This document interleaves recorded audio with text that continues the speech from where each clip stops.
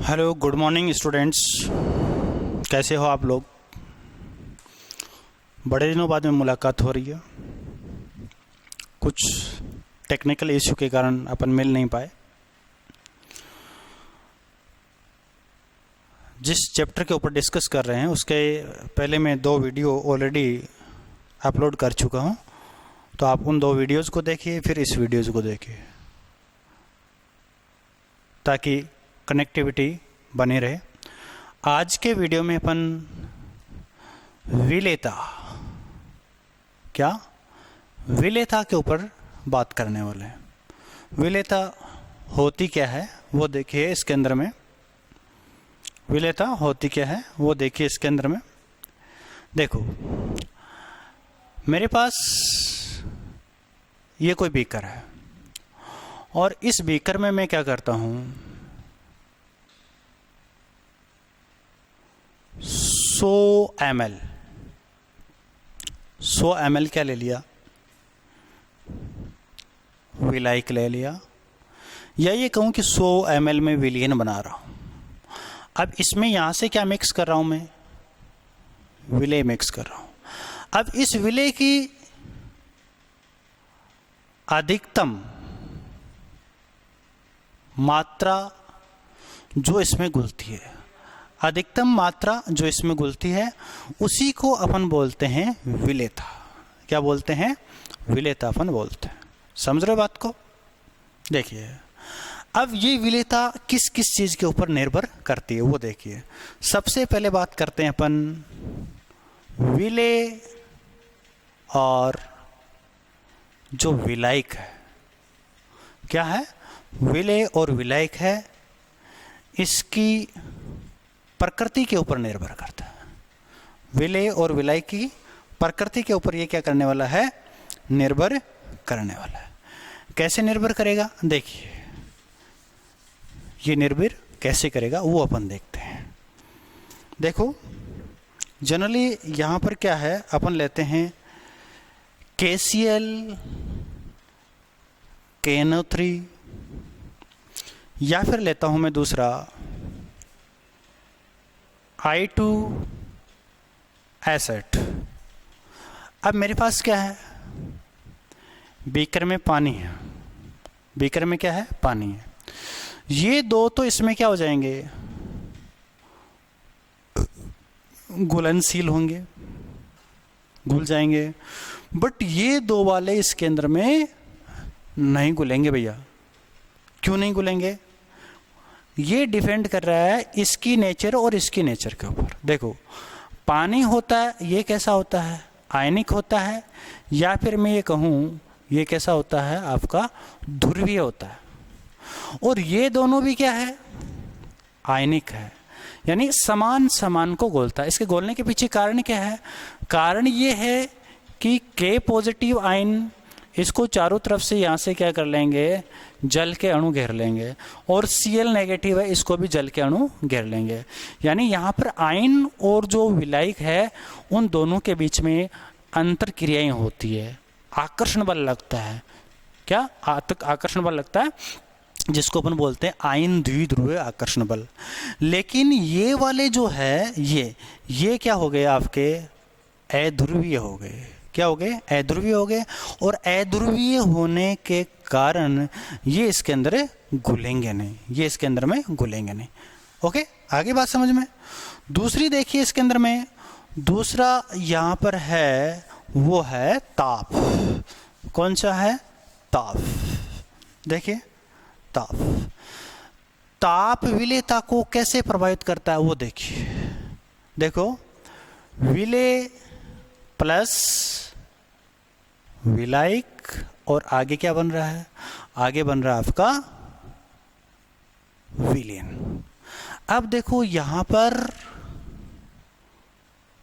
ऊष्मा या फिर ऊर्जा का खेल होता है।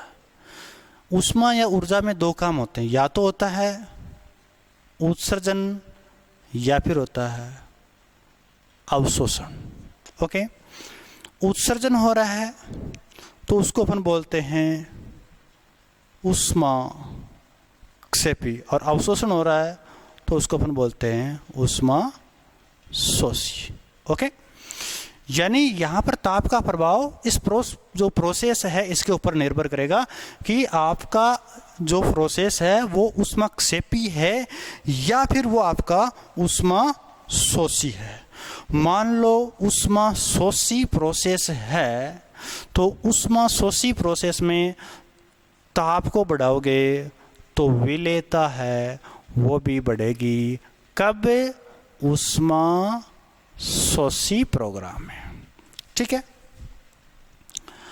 और मान लो आपने ताप बढ़ाया, विलेयता कम हो गई। कब? ये होगी आपकी ऊष्मा क्षेपी वाले केंद्र। ये आपको ध्यान रखना है, ये मेनली इस केंद्र में ध्यान रखना है। ओके, क्या करना है? ध्यान रखना है। बाकी इसमें एक स्पेशली एग्जाम्पल आपके मेंशन कर रखा है, वो है सोडियम सल्फेट Na2SO4.10H2।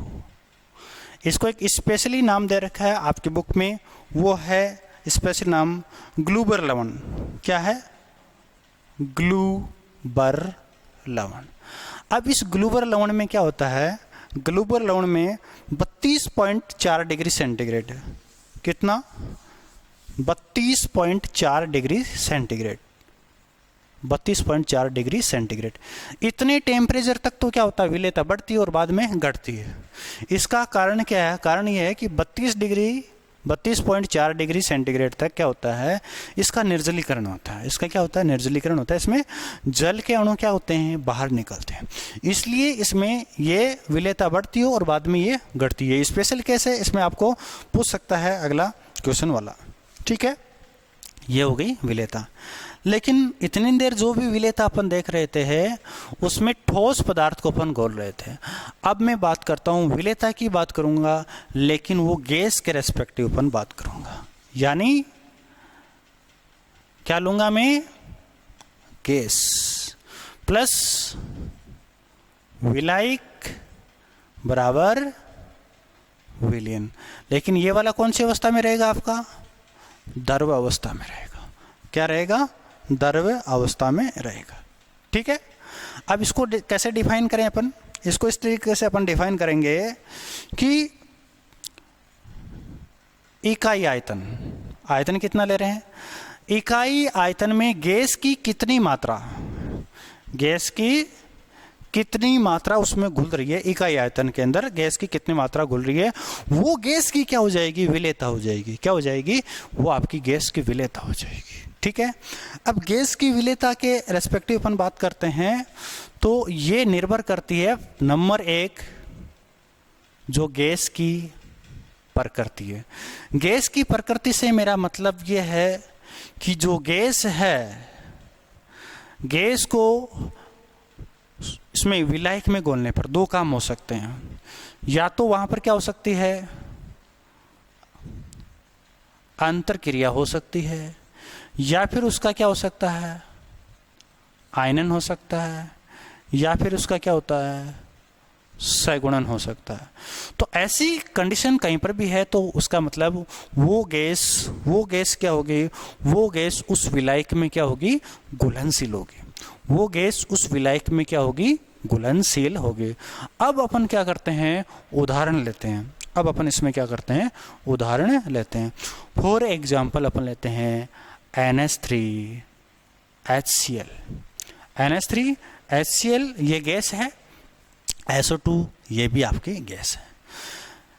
तो देखो इसको आपने वाटर में मिलाया तो यहाँ पर क्या बन सकता है? यहाँ पर बन सकता है NH4OH। इसको आप मिलाओगे वाटर में H2O, ये बना लेगा H3O पॉजिटिव और Cl नेगेटिव। और इसको H2O को मिलाया, ये बन गया H2SO3। यानी देखो यहाँ पर क्या हो रहा है? ये दो वाले तो क्या हो रहे हैं? इसके अंदर में क्रिया कर रहे हैं और ये वाला आयनित हो रहा है। तो क्रिया हो रही है या फिर आयनित हो रहा है, तो ऐसी कंडीशन के अंदर में वो गैस जल में क्या हो जाती है? आसानी से घुल जाती है। वो आसानी से घुल जाती है। और जो ऐसा नहीं करती है वो कम घुलती है। जैसे आपने ले लिया N2 ले लिया, O2 ले लिया, ओके, N2 ले लिया, O2 ले लिया, ये नहीं घुला करती, ओके। दूसरी बात विलायक की प्रकृति, कौन सी? विलायक की प्रकृति, वो तो सेम ही रहेगी विलायक की प्रकृति में। तो जो ध्रुवीय विलायक होते हैं उन ध्रुवीय विलायकों के अंदर क्या होगा? ध्रुवीय विलायकों में जो ध्रुवीय गैसेज होगी जिसमें पोलैरिटी पाई जाएगी वो उसके अंदर क्या हो जाएगी? घुल जाएगी आसानी से। वो क्या होती है? उसके अंदर में घुलनशील हुआ करती है, आसानी से उसके अंदर क्या हुआ करती है? घुलनशील हुआ करती है। नेक्स्ट अपन ताप के बारे में बात करते हैं। किसके बारे में बात करते हैं? ताप के बारे में, ठीक है। ताप, देखो ताप के बारे में अपन बात करते हैं। ताप देखो, ताप के एंटी प्रोपोर्शनल टू हुआ करती है विलेयता। किसके बारे में बात कर रहे हैं अपन? गैस के बारे में बात कर रहे हैं। कारण है कि आपने ताप को बढ़ाया। क्या किया आपने? ताप को आपने बढ़ाया।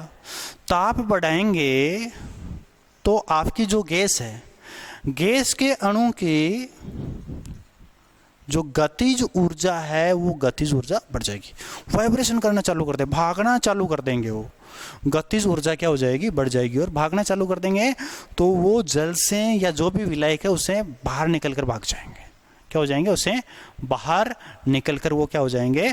भाग जाएंगे। समझ रहे हो बात को? क्लियर हो गया? अब देखिए नेक्स्ट अपन बात करते हैं दाब। दाब, ठीक है।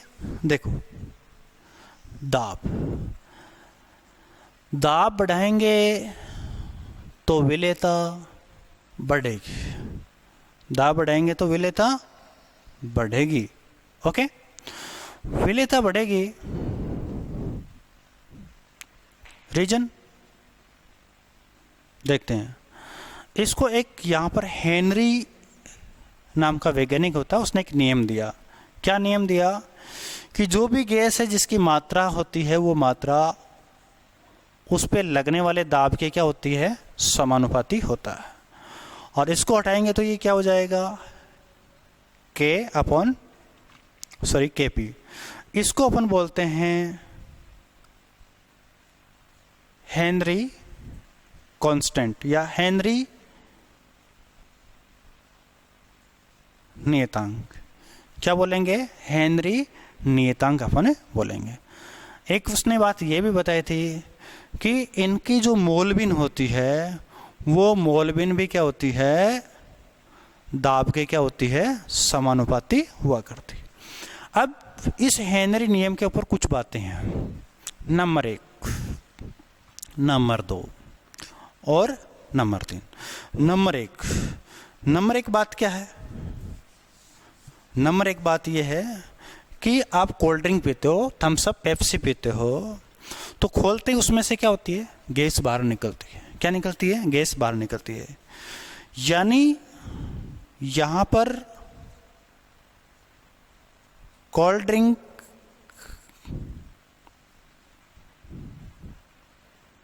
सोडा वाटर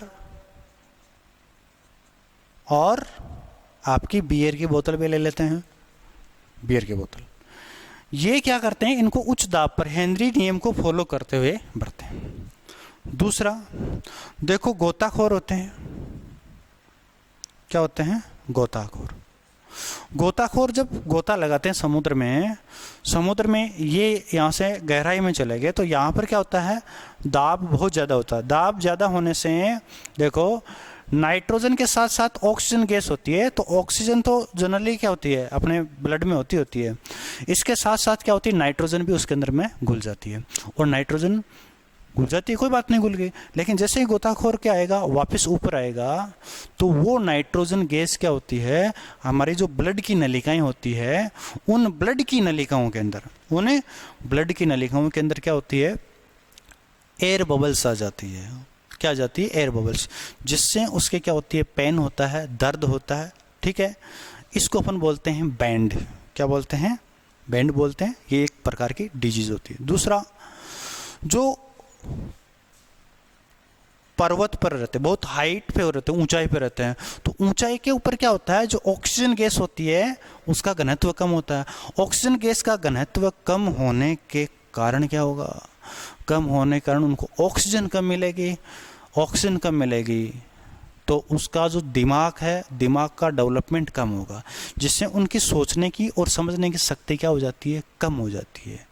तो इस डिजीज को बोलते हैं अपन एनोक्सिया। क्या बोलते हैं, एनोक्सिया। ये चीज़ें इसके ऊपर डिपेंड हुआ करती है। अब हेनरी नियम है, उस हेनरी नियम के अंदर में कुछ, इस हेनरी नियम के क्या है, सीमाएं हैं। क्या है, सीमाएं हैं। सीमाएं वैसे तो क्या होती है, याद करने वाली होती है, मैं बता देता हूं। पहली सीमा है दाब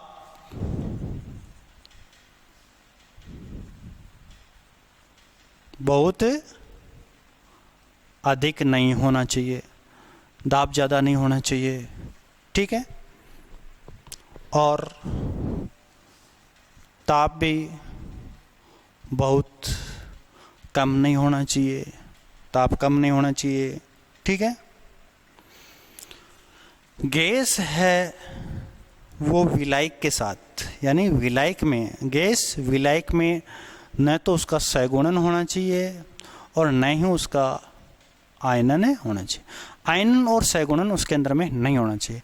कहीं पर आयनन हो रहा है, सहगुणन हो रहा है, इसका मतलब वहाँ पर हेनरी का नियम है वो लागू नहीं होगा, ठीक है, लागू नहीं होगा।